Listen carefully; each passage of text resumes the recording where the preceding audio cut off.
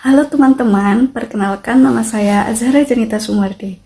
Saya mahasiswa Universitas Siber Asia S1 PJJ Komunikasi. Video ini saya buat sebagai bagian dari tugas UAS Estetika Humanisme. Tema yang akan saya angkat adalah leadership, yaitu seni dan gaya kepemimpinan. Sebuah topik yang sangat relevan bagi kita, generasi muda di era digital. Di video ini saya akan mengajak teman-teman memahami kepemimpinan dari sudut pandang estetika humanisme, yaitu kepemimpinan yang tidak hanya soal kekuasaan dan pengaruh, tapi juga tentang keindahan nilai, empati, dan tanggung jawab sosial.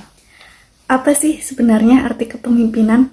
Banyak orang berpikir bahwa pemimpin itu harus kuat, tegas, dan berwibawa. Tapi dalam konteks estetika humanisme, kepemimpinan justru dilihat sebagai sebuah seni. Seni memahami orang lain, seni membangun kepercayaan, dan seni mempengaruhi tanpa menindas. Dalam filosofi humanistik, manusia sering dianggap sebagai makhluk yang memiliki potensi untuk berkembang, bermakna, dan layak untuk dihormati. Maka, pemimpin humanistik adalah memanusiakan orang, mendorong pertumbuhan orang-orang di sekitarnya menjadi contoh, bukan menjadi penguasa.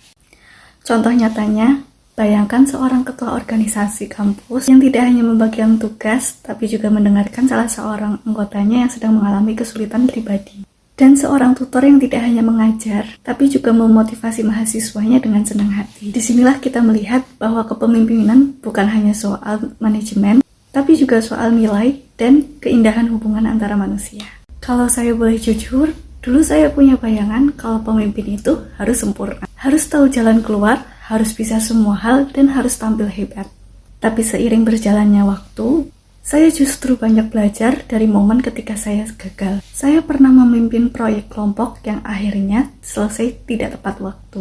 Bukan karena tim saya yang tidak mampu, tapi karena saya yang tidak cukup memahami dinamika mereka. Saya juga terlalu fokus pada hasil, sehingga saya lupa bahwa tim saya memiliki ritme dan memiliki emosi. Dari pengalaman tersebut, saya belajar bahwa kepemimpinan estetika bukan hanya soal performa, tapi soal relasi. Keindahan itu hadir ketika seorang pemimpin mampu menjadi jembatan, bukan benteng, serta mampu menjadi cahaya, bukan menjadi bayangan bagi orang lain.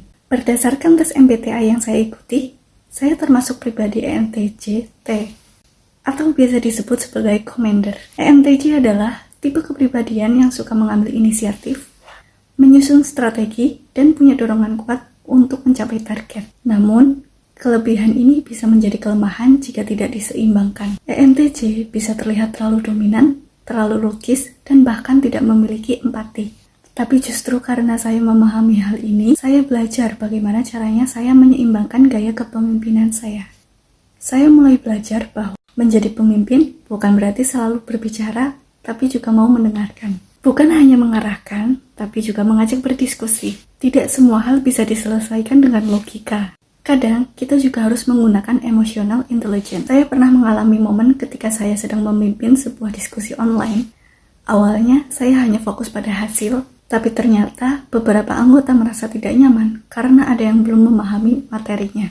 Disitulah saya sadar, kepemimpinan juga soal kesabaran dan sebuah empati. Saya juga ingin berbagi pengalaman bertemu dengan berbagai jenis pemimpin. Yang pertama yaitu pemimpin dominan yang mengambil keputusan tapi sering tidak membuka ruang dialog. Yang kedua, pemimpin yang suportif, yang tenang dan sabar, namun kadang terlalu sering mengalah. 3. Pemimpin yang inspiratif, yang selalu membakar semangat, tapi kurang rapi dalam hal eksekusi. Dan yang paling berkesan, saya pernah dipimpin oleh seorang dosen pembimbing yang membimbing dengan gaya pendekatan, empatik, dan humanis.